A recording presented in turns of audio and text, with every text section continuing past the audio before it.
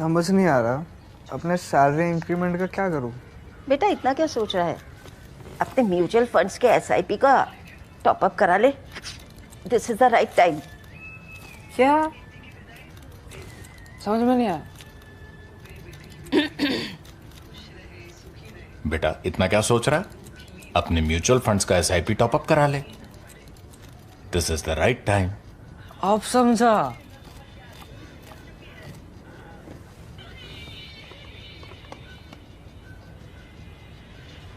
Mutual fund investments are subject to market risks. Read all scheme-related documents carefully.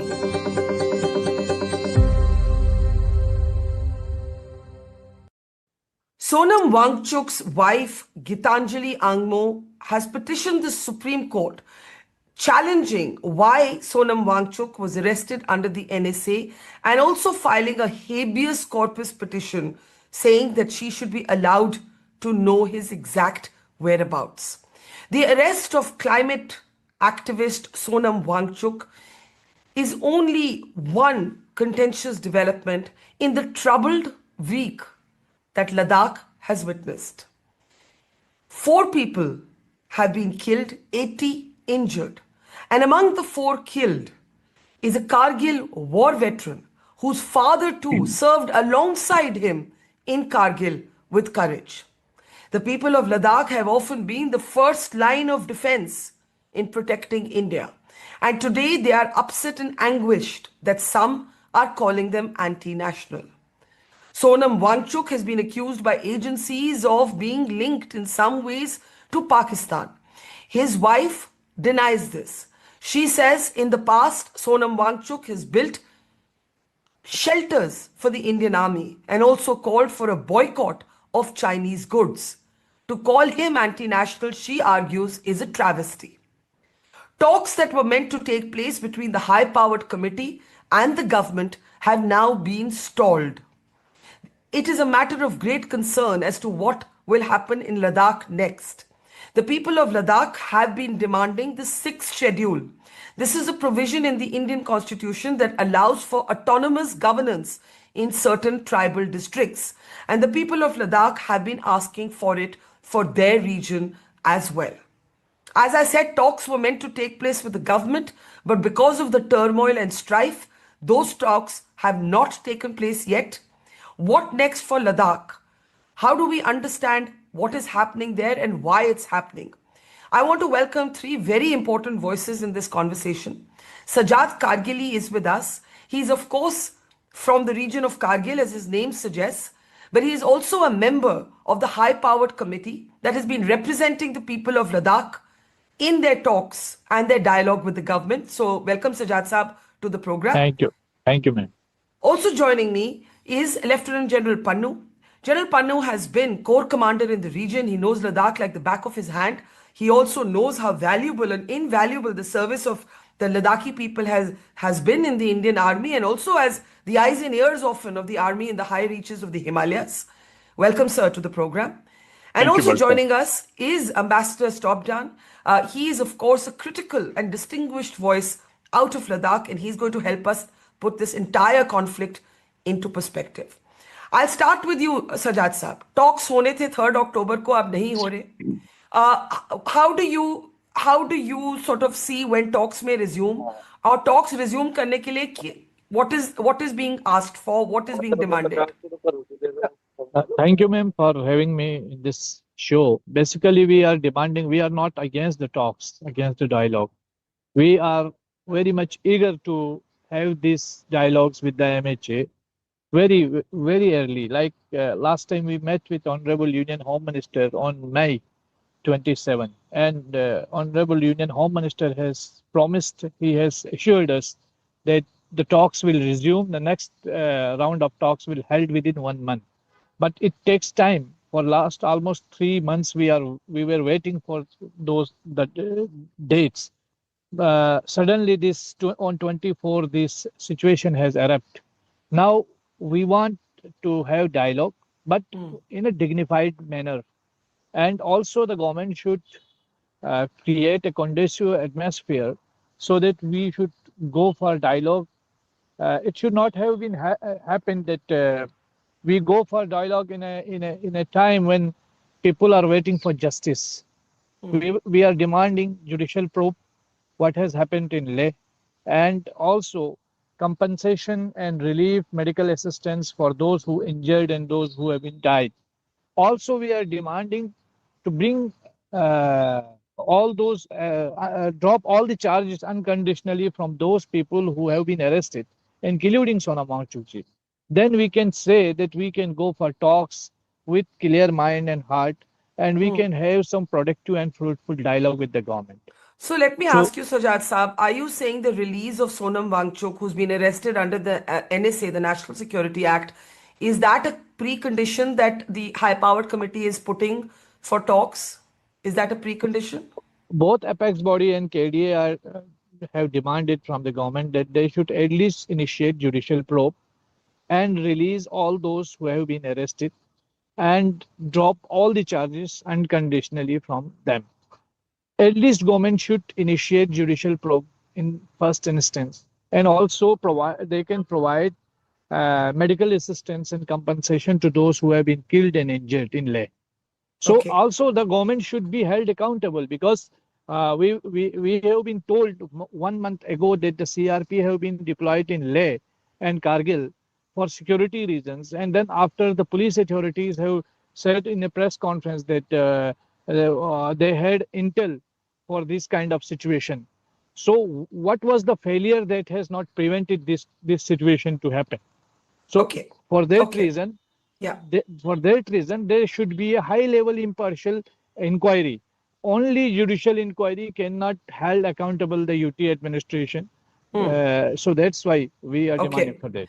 Okay, let me open this up now and get Ambassador P. Stobdan in. You are one of the most distinguished voices from Ladakh, sir. How do you explain to the rest of the people, before we come to the specifics of Sonam Wangchuk, how did the protest turn violent, who's responsible for it? These images have been heartbreaking. In particular, among the 4 killed has been a soldier who served with valor in the Kargil war, and his father served alongside him. His father is also a soldier. So these are 2 soldiers of the military. And, and then you see what's happened. How do you what is your overview of what has happened, Ambassador? Barkha, I think, number one, I don't speak for Ladakh like Mr. Sajjad is doing. Yeah. I am an independent person from Delhi. Okay, Okay. I was born in Ladakh. That's it. You know me Yes. well. Yes. So, my understanding of the situation is that the movement has been quite peaceful. And for a very long time, 2, 3 years, 4 years. It appears that, okay, Mr. Wangchuk has dramatized the whole thing a little bit, a very theatrical way. So got the attention of everybody. But largely, I think the people who are involved were not like that. They were largely peaceful. Possibly somebody has tried to derail it or hijack the whole event. That's why people are talking about foreign hands, this hand. And my own understanding as a student of security is that this comes immediately after Prime Minister visit to Detention.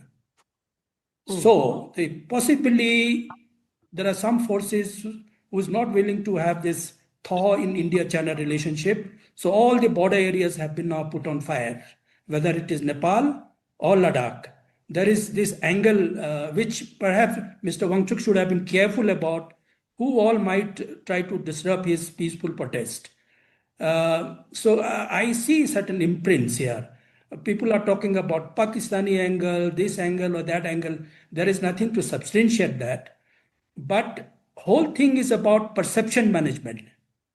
Mr. Wangchuk himself has released a video that he does not welcome India-China relationship. Now, on why he says that, I don't know, but somebody played some mischief here.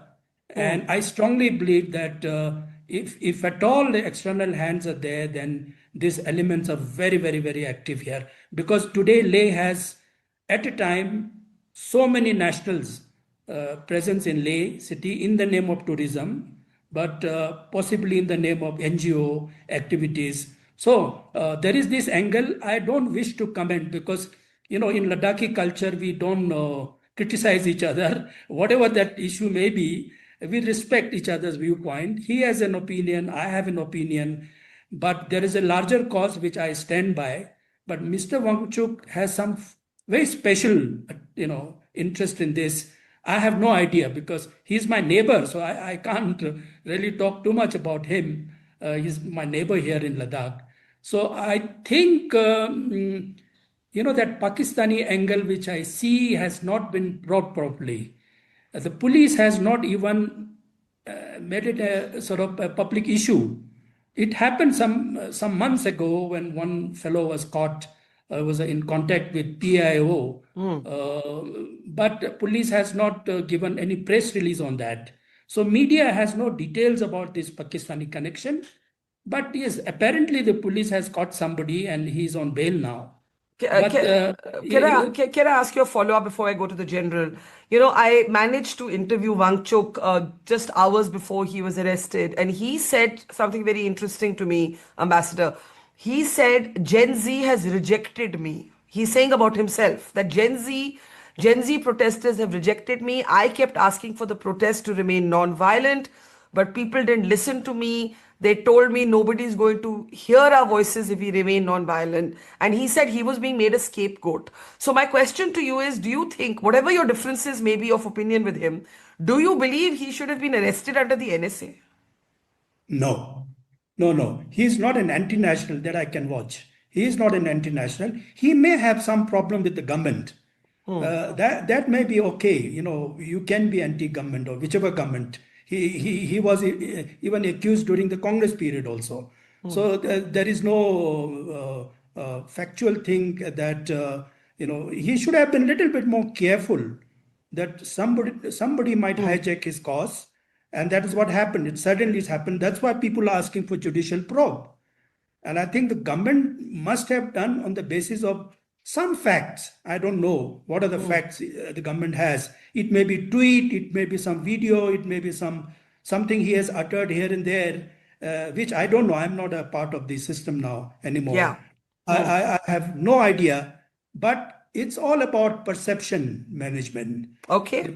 You can ignore in UP, you can ignore or say something in UP, nobody will bother. But you say something in Ladakh, it will raise eyebrows, and you should be aware about it, especially about national security issues.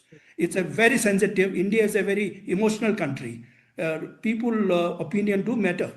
Yeah. Let me bring in General Pannu now, and then we'll go back to Sajjad Kargili on who he blames for the protest turning violent. I want to talk about national security. I want to talk about the sensitivity of Ladakh. I want to talk about the fact that there are thousands of Indian troops eyeball to eyeball with the Chinese, even at this moment when India has begun some sort of cautious reconciliation or rapprochement process with China after Galwan. But status quo ante is not back fully. General Pannu, when you look at what's happening in Ladakh, what concerns you the most? You've been Corps Commander there. What would you say, sir? Barkha, it goes without saying that today Ladakh is the most sensitive territory of our country. It has Siachen Glacier in it. People know what Siachen Glacier is. It has Pakistan-occupied Kashmir, Gilgit-Baltistan just on the other side towards the north and the west. It has got eastern Ladakh. The LAC dispute is known to everybody. And it has been going on for the last 5 years, and it is not yet settled. There are Pakistani troops, and there are Chinese troops on both sides. And Siachen has been always a part of the contest. And you yourself know Kargil very well. Yes, sir. That when in 1999, Kargil war happened, it is people of Kargil, the locals, who actually were spearheading a lot of support to the army, right from eyes and ears to initial information to confirmation and so on and so forth. Whatever happens in Ladakh will always be taken advantage of by the outside forces. Imagine from Pakistan perspective, when you look at Gilgit-Baltistan or Pakistan-occupied Kashmir, you say anything, well, people will look and say, hey, listen, what is happening across?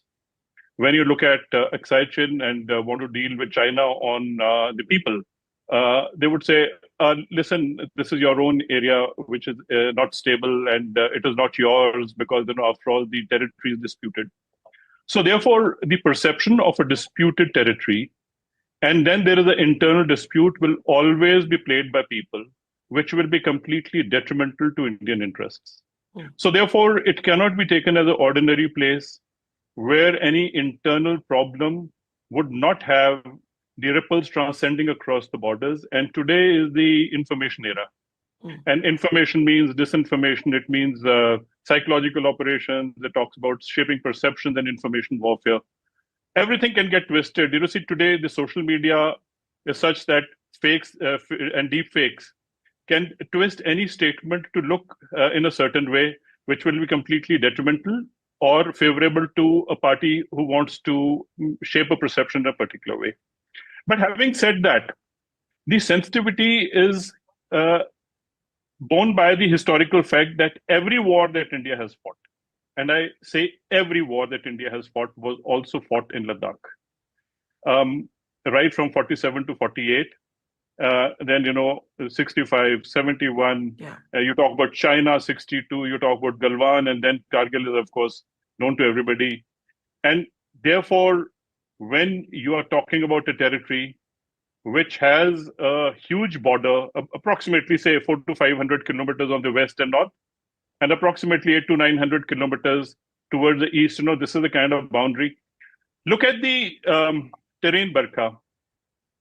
Across the excitation, you have Kunlun Mountains, then you have Karakoram Range closer, basically along which the LAC rests. Then you have Ladakh Range, which actually dislocates the territory. You have to go across Ladakh Range to get into certain areas of DSDBO. Then there's a strategic road there. You have to cross Ladakh Range to go to Siachen Glacier. Between the Ladakh and the Zanskar ranges flows the Indus water. And then Indus Water Treaty is people all referring to the maps that, what Indus river are you talking about? Then you have the Nubra, going in and then joining the Indus, forming part of larger Indus water confluence, which gets created and has become very politically referenced these days. Yeah. So as a result, population of Ladakh who have generally served the Indian interest, who have been largely Buddhists or Shia Muslims. I would not go into too much of religion, but the point is that religiously and culturally, they have always felt isolated. They have never been into a political mainstream.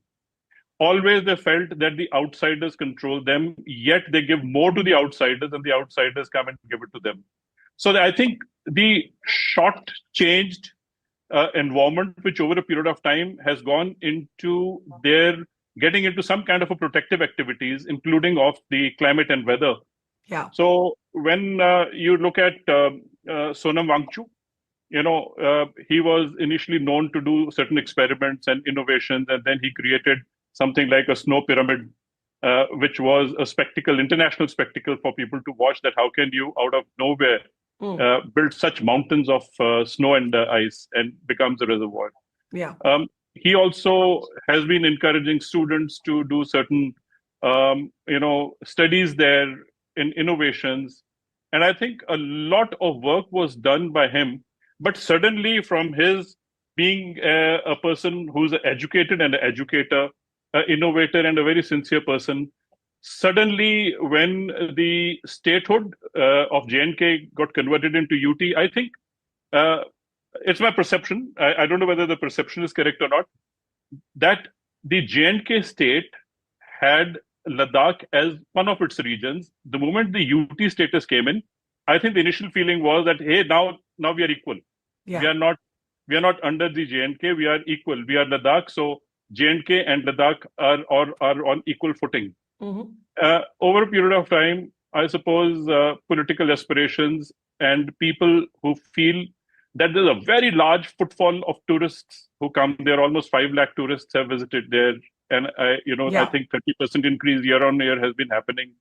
Infrastructure being available, not being available. But what is important is that our citizens moving forward into these areas of Eastern Ladakh as the first village representatives of a country, Yeah.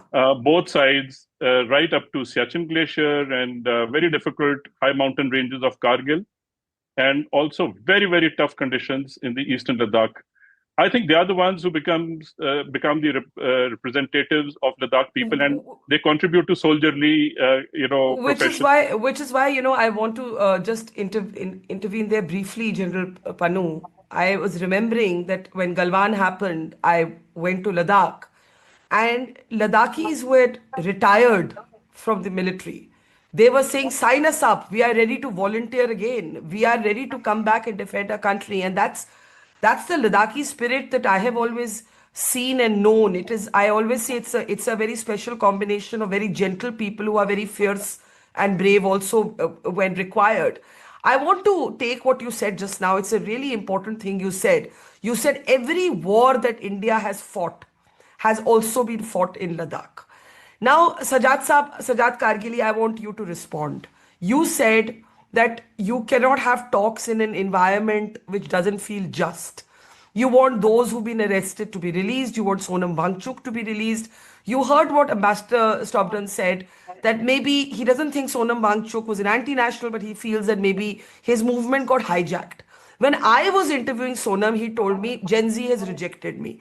Who do you blame for the violence, for the protests turning violent? I think the security failure and UT administration's failure is main cause of this entire violence. Because a month ago, on 1st September, both Apex Body and KDA asked a question to the Union Territory Administration that why this huge deployment in both Leh and Kargil is happening. The Union Territory Administration then replied us through a press conference. Officially, they have replied that for considering this law and order situation and the current situation which is emerging, we have decided to deploy these CRPF battalions in both Leh and Kargil. Later on, after these clashes, DGP Saib has said during a press conference that we had intel about such kind of a situation will happen. So our point is on 23rd September, when Apex Body Youth has announced it, officially they have announced it, that we are going to have Leh Band tomorrow. They should have been taken some primitive measures protecting protesters to come out. They should at least arrange adequate security forces at the Anshan site. But who do you blame, Sajjad Saab? Who do you blame for setting a local political office? The BJP office was set on fire. Among the 80 injured, I believe, are 40 policemen, right? We have to also have a full perspective of what has happened. Who is responsible for this? For that truth has to come out, we are demanding judicial probe, impartial judicial probe. That judicial probe can only bring the truth in front of the people, and we are not supporting that violence too. We are just we have rejected that, we have condemned it. Even Sonam Wangchuk, during that only day, he has also condemned the violence has took place, and that's why we are demanding judicial probe should be happen, and government should understand the sensitivity of the region, and they should act with wisdom and engage people. And try to hold dialogue with the people and try to address the aspirations of the people. Barkha ma'am, you should. I want to tell you and your viewers that for last 6 years, government has failed to provide a single gazetted job for Ladakhis.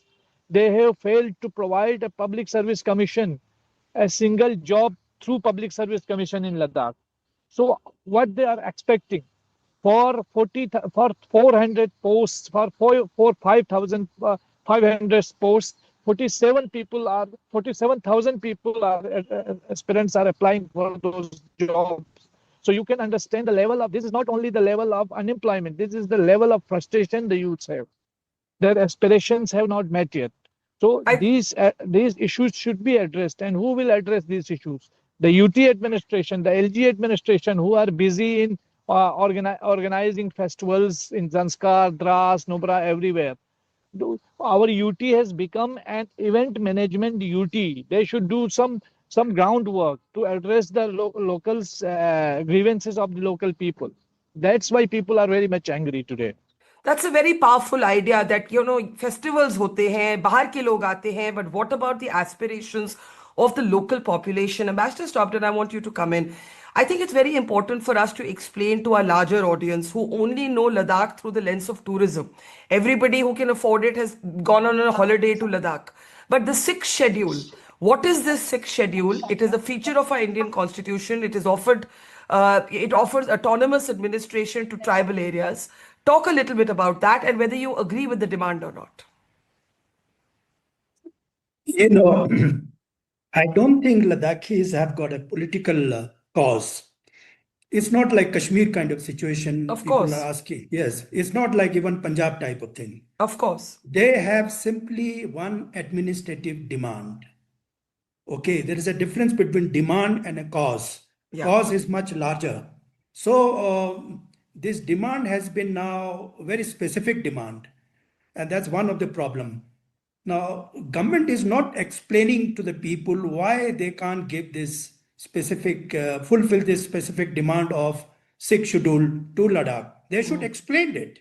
Frankly, I can understand why can't government give, but people at large cannot understand what is sixth schedule and why it cannot be given to Ladakh. Because I believe this sixth schedule comes under, 224 article of the Indian Constitution, which is given to tribal areas. And Ladakh has not been declared as a tribal area. It's a scheduled, it's a scheduled tribe area. That's different. That comes under fifth schedule, but not under sixth schedule. Sixth schedule is given to only 10 districts in India with specific anthropological background. I cannot elaborate more than that. It's not a constitutional problem. It's not a political problem. It could be even scientific problem of how to identify me as a Mr. Stobdan as a tribal. Barkha has to justify, is Mr. Stobdan a tribal? So there is a huge, I think, perceptional kind of understanding, which is a problem which government should explain. If it is linked with national security, they should explain it. Why it cannot be given. So But other imaginative solutions can be found, as Sajjad Kargili says. So they should. There are young people without, they want to see a future for themselves. That's why people are not coming out with open solutions or options. There has been no debate. Mr. Sajjad and others talk somewhere, I don't know, under the umbrella of apex body or KDA, but by and large, most of the people are not involved in this. One of the reasons is that stakeholder has now become the agitator, not the larger people. Now, if the agitators are this main stakeholder, government is blank about what others are thinking, then there is a problem. There may be people who are not willing to have a sixth schedule, but that's the whole issue. It's an intellectual debate. There has been no debate. Often, Ambassador, as you know, and let me take this to the general, things become symbolic. The demand is for something, but the pain is something else. And I think that's what we need to bridge. You hear Sajjad Kargili say, where are our young people going to go? I want General, Pannu to come in here. Sir, you have explained the security importance of Ladakh, but you have not maybe fully elaborated on how brave the Ladakhi people are, how they have served India's national interests, which is why they're especially angry today to hear the phrase anti-national being used in this loose way. I remember another Sonam Wangchuk, who is known as the Lion of Ladakh, Colonel Wangchuk, who also served in Kargil. There is example upon example, and even Ladakhis who have not been in the military have been the eyes and ears. So how do you see the situation, General? Barkha, everybody understands and knows Colonel Shivang Rinchan. I think the nationalism, bravery, and motivation to the young people to fight for a cause was the beginning in 47-48 itself by a teenager.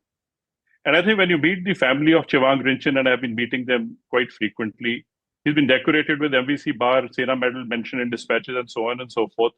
and he has been a hero worth emulating by the Indian Army. Then, of course, you yourself spoke about Colonel Sonam Wangchuk, MVC again in Kargil, and then we had Captain Nongrom, 12 Jackalai. 12 Jackalai was one of my battalions in Uri when I was commanding. And then you have Havaldar Ringzen Veer Chakra. One of the main victories came to a Ladakh Scout battalion during Kargil because the terrain was so tough, and these people decided, okay, you don't have to worry. There's no equipment required. We, out of our own, local understanding of how to fight, and they went and climbed certain very, very difficult features. And I think many of them were Ladakhis, either in civil or in military uniform. I think they did extremely well, not only in fighting in later on 65, 71 wars, but I think all of our Ladakhis have done exceedingly well. They have a very large community of ex-servicemen. Yes. And the number of Veer Naris, the number of ex-servicemen who've been meeting us, I think they were like a hallmark of nationalism. The vast area, almost 60,000 square kilometers, is not easy area to move around and look at the density of the population. Say about 3 lakhs. The survey was carried out much earlier. But even if we say that about 1,50,000 is this side towards Ladakh side, and 1,50,000. I mean, I'm just generalizing the population. Yeah. Look at the footprint on ground and look at the kind of sacrifice that they have given per square inch or per square kilometer. I think the blood which has been spilled on the soil of Ladakh and India needs a recognition. And I think we need to bow our heads in front of these warriors that they have preserved the entity of Ladakh and also the honor of India, I think, wherever they have gone. That's very powerfully said, sir. I have goosebumps. I want to ask you all in the end, we have 5 minutes left. What can be done to make things better? I'll start with you, Sajjad Kargili. You have made one point clear, a judicial probe. You must have an independent judicial probe. What will it take you all to return to the dialogue table? What can be done immediately outside of in addition to a judicial probe? In addition to judicial probe, we are demanding compensation for those who have been killed. Particularly, we have lost one ex-serviceman also. Yes. And also for the medical assistance for those who injured. The government should act with wisdom and sensibility. This is what we want. And the only solution for all this problem is engagement. Engagement with the local stakeholders. I am very much agree with Ambassador Stobdan. He said that whether government is agree or not or disagree with 6th schedule or with our demands, but they should not stop dialogue. They should continue dialogue. They should begin dialogue or time-bound dialogue with the Ladakhi stakeholders as soon as possible to avoid further problem, further trust deficit among the people and between the government and the people. Ambassador, what's the first step you'd counsel the government to take? I'm so sorry, I can't hear you, Ambassador. Just unmute yourself. Yeah. Yeah, they should come out with some options, whether Ladakh can be given some empowerment, in terms of legislature in the Hill Council that we have. This is one option. Second is a Sikkim type of 371A or F, which is also feasible. But I think instead of getting played into the hands of our enemies, somebody is trying to put us against the mainstream Indian society. That is what has happened. I mean, if you're burning BJP's office, not the Congress office, that means it is a specific agenda. I can see the television response, media, how ordinary people are reacting against us, being called as anti-national. Now, since General Pannu has said about all the wars have been fought in Leh, but it's not since 1947. We've been fighting wars for the last 1,000 years. Against the Chinese, against the Tibetans, against the Uyghurs, against the Kashmiris, against so many. So there is an inbuilt statecraft in us. One of the governors, the first governor of Ladakh, Lieutenant Governor Mr. Mathur, showed me a tweet from a Ladakhi that India has no option but to keep us happy. Now, he was aghast with this kind of a tweet. How does this sense of strategic understanding, playing or balancing situation the Ladakhi is aware about it. Now, because of social media, these things are getting articulated more. So that's why don't underestimate. This is not Meerut district. This is Leh Ladakh, formerly a kingdom, a Himalayan kingdom at par with Bhutan and Nepal. Yeah. Just because we came under the Dogras at once upon a time, we lost our instinct. No, we haven't lost our instincts. We are very shrewd people. We know how to survive. So I think the government has to be a little bit more sensitive about whatever the people are thinking. You have to have diplomatic approach. You don't have advisors in the government, or somebody comes from outside and start ruling like that is his own fiefdom. That's not done. I think there should be consultation. People should be engaged. This can be resolved. I think you've said it well. We don't need a sledgehammer right now. I want to give General Pannu the last word. So you said the blood that has been spilt on the Ladakhi soil needs some honor, recognition, acknowledgement from India. What do you think can be a next step towards restoring peace? Barkha, no citizen of a country, and it goes for Ladakh at the moment, should be actually painted with a broad brush. Yes. I think largely you have to understand there are sentiments, and the moment you apply a broad brush, the sentiments universally go down to a point. And therefore, the change of narrative and distortion of narrative takes better of the situation. I think today, largely, whenever a situation erupts, there is always a distorted narrative which gets built. And I think the reaction comes on the distorted version of the narrative rather than on the narrative per se. So therefore, I think somebody needs to run a very positive narrative on Ladakh. Agreed. And to make sure that narrative correction is not only applied right now, but I think narrative stability, which is based on ground reality, is extremely important. Like in the army, they say, one is that know your command. You should know your people. And secondly, keep your command informed. Make sure your people are kept fully informed. And one of the American generals had once mentioned, he says that when soldiers stop complaining, it doesn't mean all is well. It means when soldiers are complaining, listen to them, and then you will make sure that you can make it well if it is not appearing to be well. But I think if you move away from the politics of it, I think you should get into the narrative of it. And I think media does a great job in narrative correction. And I think... Yeah. Well, some of us are trying to do that to remind the rest of our country that please think 1 million times before you use the following 2 words for any of your fellow citizens: anti-national. In particular, in the context of Ladakh, this has been the first line of defense for our country for decades, as you've just heard our guests say. And I think they want to be heard, they want to be acknowledged, they want to be engaged with, and they want to be respected. And yes, something has gone wrong. There has to be accountability for the violence, for the deaths, for the arson. For that, a judicial probe, I think, I can't see any problem with a judicial probe. Why not? Let's get to the truth of it. Let there be accountability. But in the meantime, this is a sensitive part of our country. It's our own people. They have always stood first and foremost for India. And I think they deserve at least more attention than they're getting from the rest of us. Thank you so much to General Pannu, to Ambassador Stobdan, and to Sajjad Kargili. Thank you so much. Take care. See you all soon. Thank you. Thank you, Barkha. Thank you. Thank you. It's great to see you here. Thank you for watching our work. If you haven't subscribed yet, don't forget to click the bell icon and subscribe to Mojo Story and support independent, robust journalism.